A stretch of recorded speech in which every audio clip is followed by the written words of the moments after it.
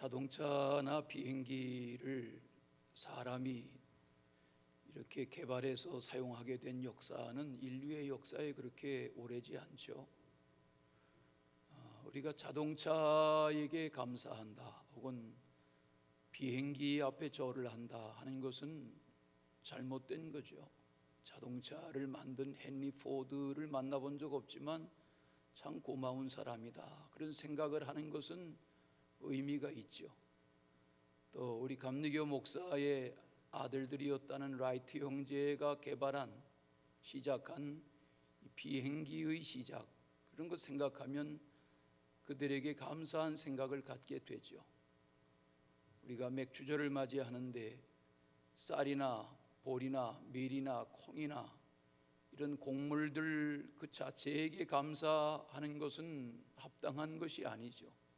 이 땅에 곡물이 가능해서 그것이 자라나고 해마다 싹이 나고 열매로 주어지고 우리의 식탁에 오르는 온갖 먹을거리들, 그것이 곡물이든 채소이든 과일이든 또 물고기이든 그 무엇이든 우리에게 먹을거리를 가능하게 하시는 하나님의 공급을 생각하면 우리에게 먹을 것을 내신 하나님께 감사하는 것이 마땅한 것이죠.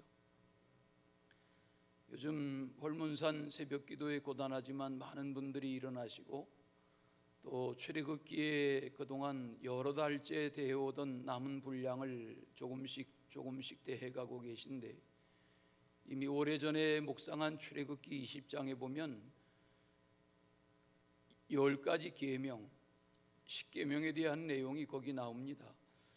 그 중에 두 번째 계명이 우상 만들지 마라, 우상에게 절하지 마라, 우상에게 경배하지 마라, 그런 말씀입니다. 거기에 하나님이 자기 자신을 표현하신 표현이 나는 질투하는 여호와라, 그런 말씀을 하셨습니다. 질투라는 감정은 사랑의 또 다른 표현입니다. 하나님은 하나님 외에 어떤 다른 신적 존재를 만들어서 거기에 마음을 쏟고 경배하고 절하면 질투하시겠다. 또 하나님의 이 질투는 3, 4대의 심판에 이른다, 우상 숭배하면, 그런 말씀으로 교훈하신 내용을 접하게 됩니다. 사람과 사람 사이에도 질투라는 감정이 불일듯하면 상대방이나 상대방과 관련된 사람의 목숨을 해치기도 합니다. 이 질투의 감정이라는 것은 무서운 것입니다. 그런데 하나님이 자기 자신의 성향, 하나님의 성품을 나는 질투하는 여호와라, 이렇게 말씀하신 것을 봅니다. 5년 전인 2016년에 미국 방문할 기회가 있었을 때 가보고 싶었던 로드 아일랜드 주의 프로비던스라는 도시가 있는데, 그 도시에 가서 며칠 머물렀던 적이 있습니다. 그 도시의 미국 동부의 유명한 대학이 브라운 대학교라는 학교입니다. 아침 일찍 일어나는 습관이 늘 있으니까 고기 시간대이지만 아침 일찍 일어나서 산책하며 그런 시간을 가졌습니다. 숙소에서 멀지 않은 곳에 언덕자락에 브라운 대학교를 쉽게 찾아갈 수 있었습니다. 큰 학교가 아닙니다. 아담한 학교입니다. 캠퍼스의 한 귀퉁이에 넓은 잔디밭 앞에 우리처럼 이런 붉은 벽돌로 높게 쌓아 올린 학교를 기념하는 기념탑이 있었습니다. 그 기념탑 아래에 부조로 아가서 2장 8절 말씀이 새겨져 있었습니다. 그 말씀의 내용은 사랑은 죽음같이 강하고 라는 아가서 2장 8절에 나오는 내용입니다. 사랑은 죽음같이 강하고. 아니, 대학교의 기념탑에 무슨 뭐를 새겨 놓으려면 무슨 진리, 무슨 봉사, 사랑 이런 거 되게 새겨 놓을 것 같은데 성경 구절을 인용해서 사랑에 대한 정의를 내리면서 사랑은 죽음같이 강하고, 그런 말씀을 왜 새겨 넣었을까, 그렇게 질문해 보게 되었습니다. 그 아가서 2장 8절을 읽다 보면 거기 질투라는 단어가 나옵니다. 그 뒷표현이 질투는 수월같이 잔인하며 불길같이 일어나나니 그 기세가 여호와의 불과 같다, 그런 말이 나옵니다.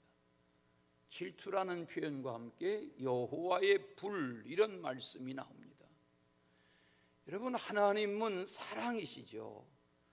하나님의 사랑이 불과 같으실 뿐만 아니라 하나님은 그 격에 맞는 질투의 영으로 우리를 사랑하시고 우리로부터 그런 사랑과 경배를 받기를 원하시는 분이 하나님이십니다.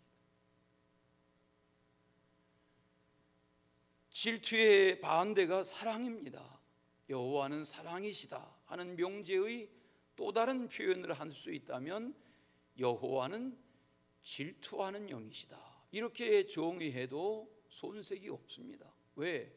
하나님은 온전한 사랑으로 우리를 사랑하시며 하나님의 사랑을 깨닫는 인생들로부터 온전한 사랑을 받기를 원하시는 그런 경배의 대상이시고, 질투의 영으로 되어 있는 영이 하나님의 영이시기 때문에 그렇습니다. 오늘 우리가 136편 말씀의 앞부분과 긴 말씀의 중간을 넘어뛰어서 뒷부분의 몇 절을 읽었습니다.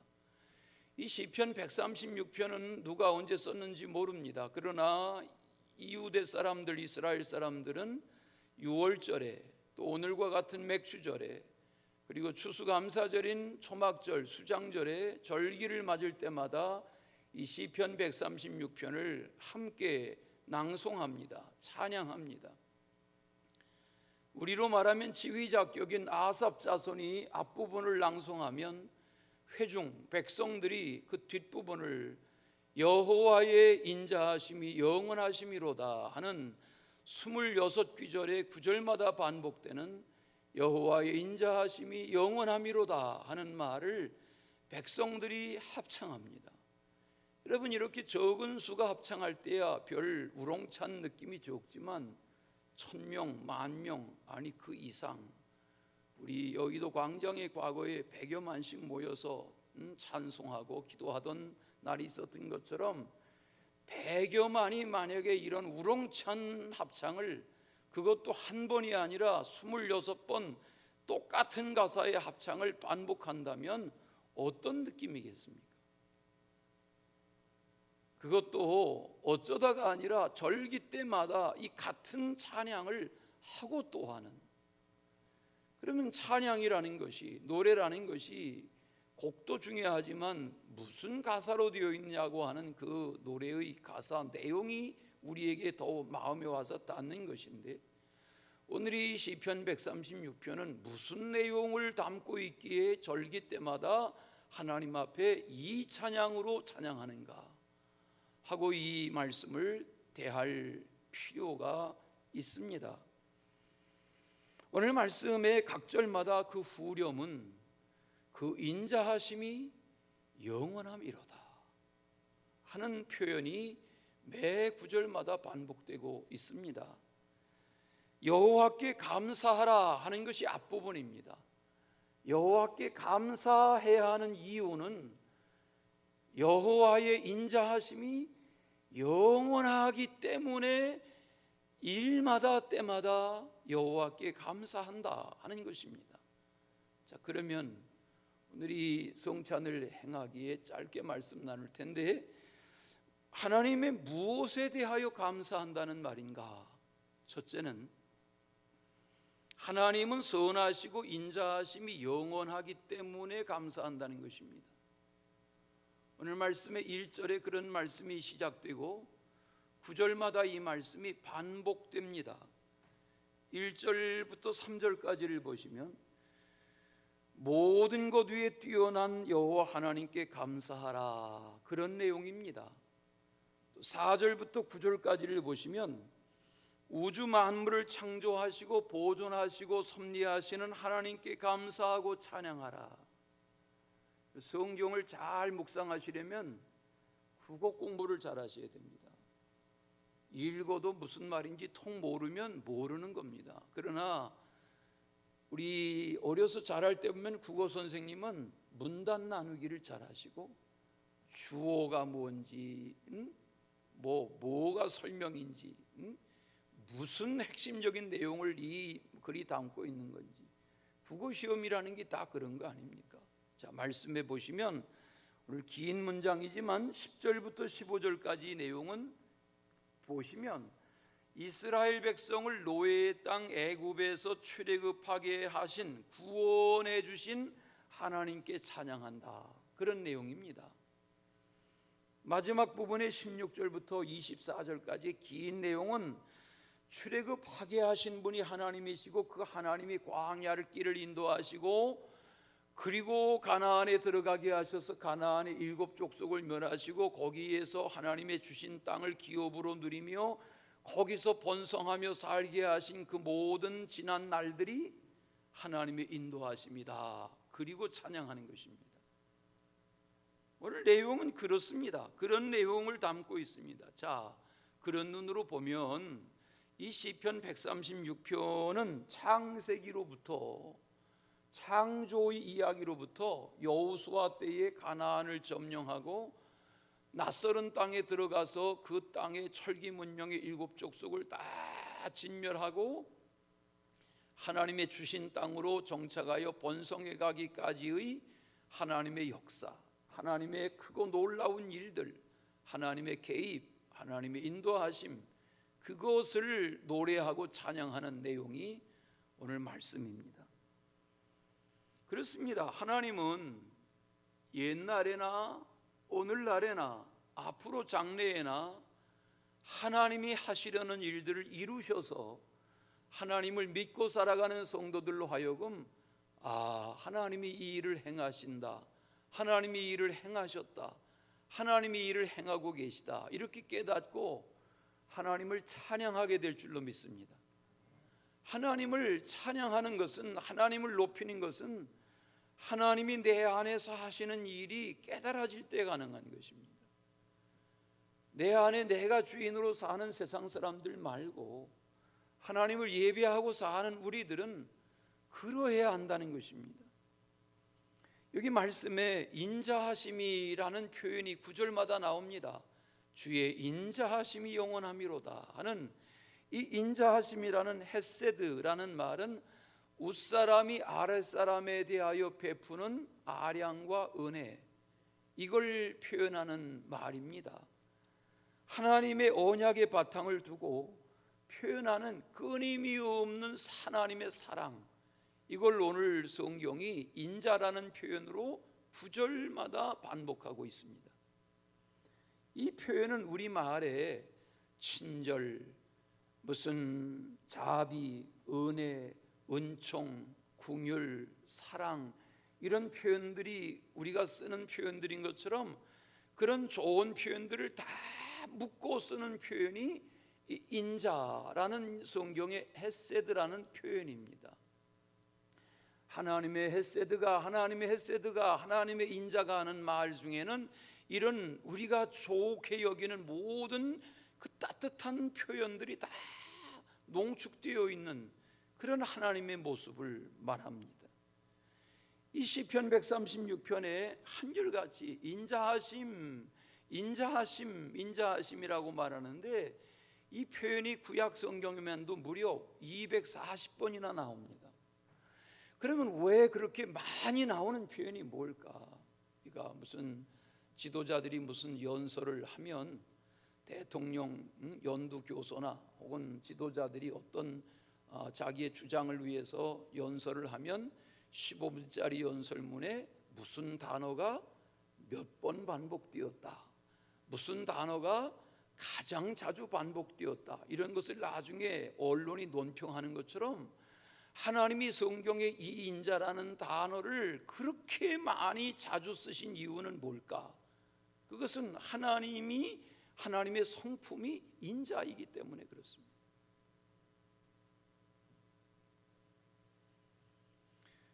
요즘 헐몬산 새벽기도에 깨어 지난 3일째 어제까지 일어나신 성도들이 많으신데, 최근 며칠 동안 묵상한 말씀에도 보면 모세가 하나님 앞에 기도하며 하나님께 구하는 기도가 무엇입니까? 하나님 내게 은총을 베풀어 주시고 우리 민족에게 은혜를 베풀어 주시고 이렇게 기도합니다. 그게 이 말입니다. 하나님 우리에게 인자를 베풀어 주십시오. 인간은 도저히 하나님의 사랑을 받을 수 없는 죄인이지만 하나님이 사람의 몸을 입고 오셔서 그 죽으심으로 이룩하신 대속의 은총, 그것이 인자입니다. 오늘도 성찬에 그런 은혜가 임하시기를 축원합니다. 두 번째는 지혜로 우주와 만물을 지으셨으므로 찬양한다 하는 것입니다. 5절 말씀해 보십시다. 지혜로 하늘을 지으신 이에게 감사하라. 그래요, 여호와 하나님은 하늘을 지혜로 지으셨을 뿐만 아니라 땅과 물을 펴시고 구별하시고 큰 빛을 지으시고 해를 지으시고 낮을 주관하시게 하시고 달과 별을 지으셔서 밤을 주관하게 하시고, 이처럼 하나님은 우주 만물 속에 삼라만상 별들의 세계에 우리가 대하는 이 땅의 수많은 것들, 큰 짐승과 작은 벌레 하나 미물에 이르기까지 공중의 수많은 새들, 땅속의 물고기, 물속의 물고기들 다 하나님의 지으신 바라, 그걸 노래하는 내용이 오늘 이 감사절이 찬송시 내용의 비중을 차지하고 있습니다. 다윗은 이런 시편의 말씀을 고백하고 대하던 중에 시편 8편에서 이런 찬양을 고백합니다. 찾아보시겠어요? 여호와 우리 주여, 주의 이름이 온 땅이 어찌 그리 아름다운지요. 이렇게 1절을 읽다 보면 아하, 이거 어디서 많이 찬양으로 듣던 가사인데 이렇게 반응하시겠죠. 맞습니다.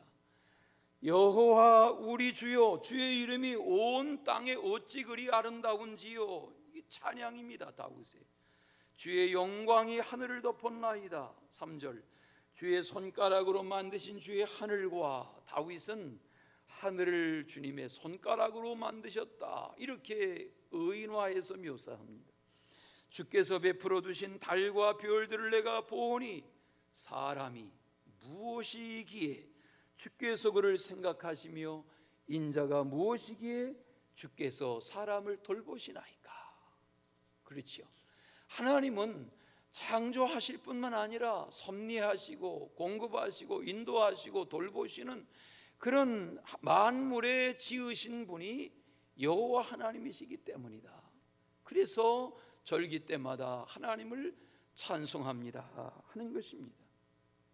우리의 찬양 중에 봄이면 봄, 여름이면 여름, 가을이면 가을, 겨울이면 겨울, 어젯밤에 비가 내리고 바람이 불고 광풍이 몰아치고 이럴 때 여러분, 다른 평안한 날들의 밤과 다른 느낌으로 다가오는, 여름밤이지만 창문도 열 수 없는 휘몰아치는 바람과 비바람 속에서 밤을 맞이할 때 또 다른 느낌.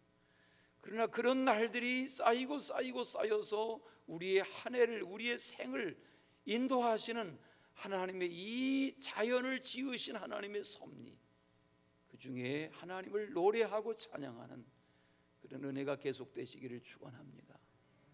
마지막은 인도하시고 공급하시는 분이 하나님이시다, 그런 말씀입니다. 오늘 10절부터 읽지 않으셨습니다만 이제 뒤에 조금 읽으신 25절까지를 묶어서 쭉 보시면 하나님이 선택하신 언약의 백성인 이스라엘 백성들을 고난의 풀무와 애굽의 고난에서 어떻게 풀어놓아 주셔서 어떻게 모세 시대의 광야로 인도하시고 어떻게 여호수아를 앞장세워서 7 족속을 진멸하는 언약의 땅으로 인도하셨나, 그걸 구절마다 감사합니다, 인자하심이 영원합니다 하는 내용을 담아서 시로 만든 그런 내용이 오늘 이 찬송의 가운데에 담겨 있습니다. 그렇지 않습니까? 9가지 재앙을 압니다. 바로 때에 하나님이 모세를 앞장세워서 9가지 재앙을 계속해 내리시지만 바로 왕은 점점 더 강팍해져 갔습니다. 하나님이 마지막 내신 재앙이 무엇입니까? 왕 바로로부터 감옥에 갇힌 자와 짐승의 만물까지 모든 맛생명을, 장자를 다 치시는, 애굽의 모든 생명, 사람과 짐승의 만물을 다 치시는 이런 엄청난 저주와 대재앙 앞에서 바로가 손을 듭니다. 이것이 출애굽입니다. 이것이 유월절입니다. 하나님의 역사가 아니면, 하나님이 하시는 일이 아니면 사람의 전력이나 계획으로 할 수 없는 일이란 말이죠. 우리나라도 이렇게 철거하던 건물이 붕괴돼서 아까운 사람들의 목숨을 잃고, 보트 정거장을 덮쳐가지고 앞자리 사람 죽고 뒷자리 사람은 다치고 살고, 여러분 이게 운명이란 말이죠. 미국 같은 나라는 그런 일이 없겠다. 뭐려? 지금 플로리다에 거기 뭐 만몇천 명 사는 주민 중에 절반이 유태인이라는데 지금 100여 명 이상의 시체도 찾지도 못하고 있습니다. 이 무더운 날씨에. 플로리다는 뭐 항상 덥지만 이스라엘이 오히려 기술진들을 보내서 이 문제를 뭐 산자를 찾아낼 가능성이 없지만 이스라엘이 오히려 기술진들을 투입하고 미국에까지 이런 소식을 접합니다. 사람의 하는 일은 무너진 일도 많고 실수도 많지만 하나님은 이 우주 질서를 온전하게 인도하시고 하나님이 하시려는 일을 완벽하게 인도하시고 하나님이 비천한 자들을 외면하지 않으시고 돌보시고 먹이시고 공급하신다. 이게 오늘 말씀의 강조입니다. 그렇지 않습니까? 하나님의 돌보심이 아니었다면 430년 노예로 있던 저들이 무슨 재주로, 무슨 힘으로, 무슨 결속력으로 노예 땅에서 출애굽을 가능하게 할 수 있었을까? 하나님이 하신 일이죠. 이건 오늘 말씀해 보시면, 성경 펼쳐가지고 계십니까? 오늘 본문 펼쳐가지고 계시면 이 일들을 3절에 주들 중에 뛰어난 주님이다, 4절에 홀로 큰 기이한 일들을 행하시는 분이다, 이렇게 찬양하고 있습니다. 저는 믿습니다. 우리는 믿어야 합니다. 무엇을? 하나님이 행하셔야 된다. 하나님이 이스라엘 백성 중에 그렇게 행하신 것처럼 하나님이 우리의 앞길을 인도하시고 하나님이 우리의 앞길을 형통케 하셔야 된다. 그런 믿음을 가지고 살아가실 수 있기를 바랍니다. 11절, 12절, 13절을 잠깐 보시면 거기 읽지 않았습니다마는 하나님을 인도하시는 하나님, 인도하시는 하나님, 이렇게 반복해서 말씀하고 있습니다. 11절 보십시오. 애굽의 장자를 치시는 대재앙 가운데서 이스라엘 백성을 홍해를 건너 출애굽하게 하신 그 하나님의 감격스러운 인도의 순간, 이걸 11절이 여호와의 인도하심, 이렇게 말합니다. 12절에도 보십시오. 하나님은 강한 손과 펴신 팔로 인도하신다. 그래요. 하나님은 강한 손과 펴신 팔로. 16절에 또 보시면 하나님의 인도하심은 구체적으로 한 번도 가본 적이 없는 광야길을 40년 인도하시고 한 번도 가본 적이 없는 요단 건너 가나안 땅의 7 족속의 천리 문명을 다 처리하시고 거기에 언약의 땅, 약속의 땅을 건설하게 하시는 그분이 하나님이시다. 이게 오늘 말씀의 개요입니다. 그걸 한마디로 말하면 뭐예요? 하나님은 인도하시는 분이시다. 우리가 오늘도 또 찬양할 텐데 여기까지 인도하셨네, 에베네셀 하나님, 이렇게 찬양하잖아요. 우리가 젊은이든 연세가 많으시든 지난 날을 생각해 보면 지난 날을 내가 관리하고 계획하고 설계하고 해서 살아온 것 같지만 지내놓고 보면, 믿음의 눈으로 보면 내 지난 날을 인도하신 주님의 손길이 있으시다. 아멘. 그것이 좋은 추억이든 고난의 날들이든 하나님은 그런 날들 속에 역사하신단 말이죠. 23절에 보십시다. 꽁충 뛰셔서 23절, 우리를 비천한 가운데에서도 기억해 주신 이에게 감사하라 그랬어요. 거기 밑줄 쳐보시겠어요? 비천한 가운데 기억해 주신. 여기 비천이라는 단어를 좋아하는 사람 없죠? 여러분, 만약에 여러분의 살아가는 생활을 왜 그렇게 궁색하게 살아? 왜 그렇게 비천하게 살아? 만약에 누가 그렇게 여러분의 삶을 말한다면 누가 기분이 좋겠어요? 내가 그렇지 않아도 사는 게 비천하다고 여기는데 누가 나를 그렇게 말한다면 그걸 받아들일 수가 있겠어요? 그런데 오늘 이 이스라엘 백성들은 뭐라고 말해요? 자신들의 운명을 스스로 말하기를, 하나님 우리는 비천했으나, 하나님 우리는 비천하나 우리의 이 비천함을 돌아보아 주신 여호와 하나님께 감사합니다. 그래요, 맞아요. 하나님은 우리를 비천한데 버려두시는 분이 아니세요. 돌아보시는 분이세요. 기억해 주시는 분이세요. 해가 넘기면 또 나라의 지도자가 바뀔 테고, 지금 뭐 우리나라에 내가 지도자감이다 하는 사람들이 20명도 넘는다는데 그 얘기하려는 게 아니라, 여러분 이런 날들이 되면 다 뭐 서로 이야기하고 주장이 강하고 하잖아요. 또 우리나라의 과거 역사의 문제를 말 한마디 잘못하니까 불처럼 일어나잖아요. 우리가 대하는 사진 중에 저 광화문 앞에, 광화문 앞에 거기 일제 총독부 건물이 있던 그 건물 앞에 6.25 사진 중에 그 광화문 길거리 지금 세종문화회관 그 앞이 다 폐허가 되고 거기에 어린아이가 벌거벗고 앉아가지고 코를 흘리며 울고 있는 그런 전쟁 사진이 있습니다. 그게 우리나라였습니다. 처절했습니다. 제 친구 목사 중에 요즘 기독교 신문에 칼럼을 쓰는 친구가 있습니다. 역사에 관심이 많습니다. 아펜셀러 부부 이야기, 언더우드 이야기를 최근에도 쓴 것을 보내왔는데 보니까 우리나라 1885년에 언더우드 아펜셀러 부부와 가지고 소울의 상경에서 선교를 시작하는데 소문이, 한국 아이들이 죽고 뭐 이런 사건이 생겼는데 소문이, 저 눈이 파란 서양 사람들이 한국 아이들의 눈을 갖다가 그거를 뭐 어떻게 해서 요리를 해서 먹는다, 이런 소문이 서울 장안에 파다해가지고 당시의 왕이었던 고종까지 들고 일어나고, 도대체 진상을 조사해라. 무슨 얘기냐? 저 서양의 선교사라는 사람들이 조선 아이들을 잡아가지고 누나를 빼서 요리해 먹는다는데, 여러분 그게 우리나라의 실상이었습니다.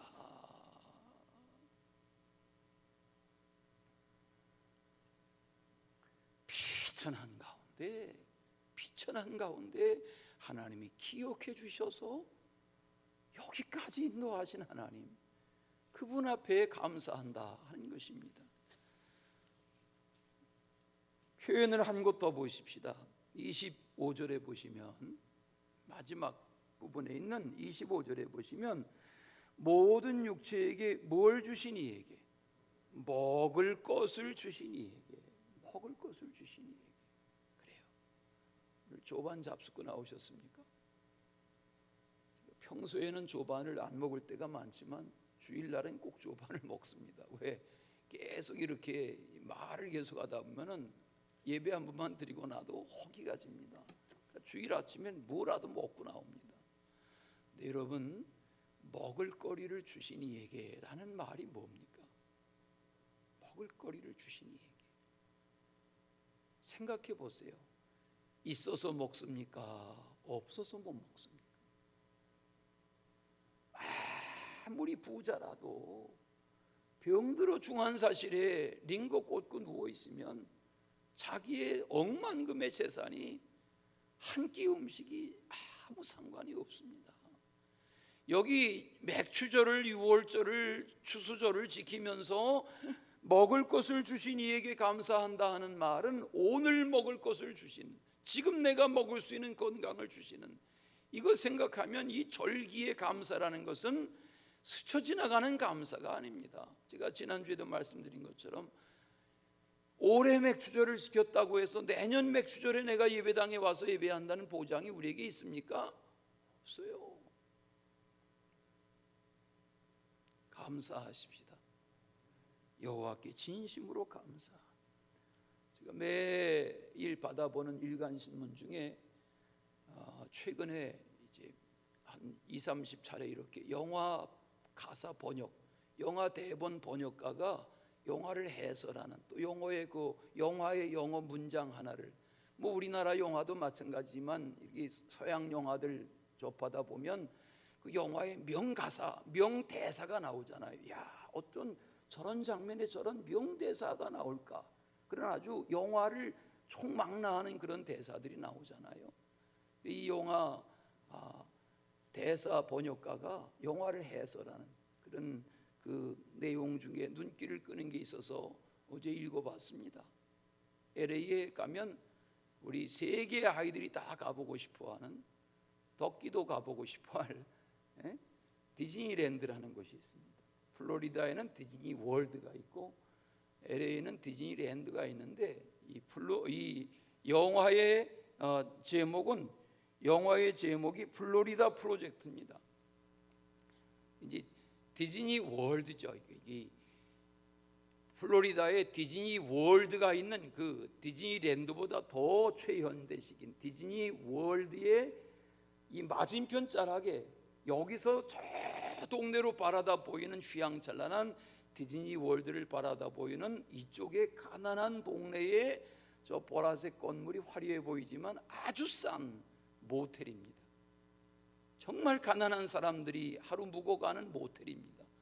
저 모텔에 미혼모, 남편이 없는 젊은 여성 미혼모가 어린 딸을 데리고 저기 와서 묵습니다. 6살입니다. 그런데 이 6살짜리 딸아이는 엄마와 같이 있는 것만으로서 세상에서 행복하게 자기를 여깁니다. 그런데 이 딸아이가 얼마나 거기 지내는 아이들하고 말썽을 많이 피우는지, 낯설은 다 낡은 자동차 하나가 들어오면 그 모텔에 거하는 개구쟁이 아이들이 2층 난간에 가가지고 낯설은 자동차에다가 침 뱉기 대회를 합니다.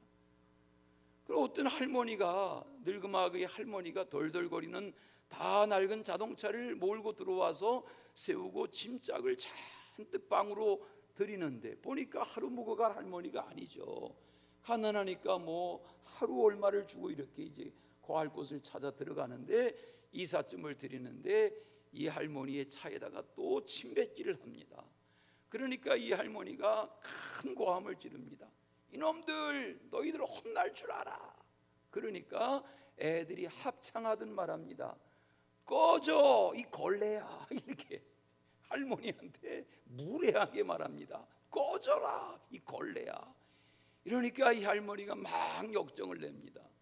나중에는 이게 이제 관리 사무실에 문제가 되고, 이 어린 딸의 엄마가 딸의 손을 잡고 관리사무소에 가서 거기 관리실의 매니저에게 사과하고 하는데, 매니저의 딸하고 이 집 딸하고 또래입니다. 그래가지고 금방 단짝이 됐습니다. 그리고 놉니다. 제가 영화 본 게 아니고 그냥 스토리를 얘기하는 거예요. 재미있게 놉니다. 그런데 이 미혼모의 딸이 매니저의 딸에게 말해요. 내가 비밀스러운 놀이터가 있는데 같이 가서 놀자. 근데 그게 어딘가 보니까 모텔 뒤에 큰 고목나무가 쓰러졌는데 죽지는 않고 쓰러진 채로 계속 자라나고 있는 그런 나무가 시소처럼 얘들한테 놀이터인 거예요. 그래가지고 그 나무를 타고 나뭇가지에 올라가고 그러면서 노는데, 그 영화의 대사 중에 하나가 이 나무가 올해도 계속해서 자라고 있잖아. 친구에게. 난 왜 이 나무가 이렇게 좋으냐면 이 나무가 올해도 계속해서 자라고 있잖아. 그 얘기예요. 이 가난하게 자라나는 아이들. 나중에 이 영화의 장면은 이 딸아이는 엄마와도 헤어지고 매니저의 딸인 단짝과도 헤어지고 홀로 남게 되는 운명으로 영화가 끝나간다는 이야기지만, 이 영화의 대사를 해설하는 해설가의 마지막 멘트가 마음에 와서 닿습니다. 하지만 쓰러져 있는 이 고목나무가 올해에도 더 계속 자라나듯이, 이 엄마 잃고 아빠 못 보고 자라나는 어린 딸아이가 어딘가에서 해맑게 씩씩하게 자라나고 있으리라고 나는 기대한다. 영화는 끝납니다. 어려우시죠? 힘드시죠? 저도 힘들기는 마찬가지입니다. 저도 교회가 어서 안정되고 큰 부흥을 이루기를 바랍니다. 힘드시죠? 절기가 다가오는 거 우리의 마음을 더 힘들게 할 수도 있죠. 그러나 분명히 성경은 말합니다. 오늘 말씀의 마지막 절을 보십시오. 하늘의 하나님께 감사하라.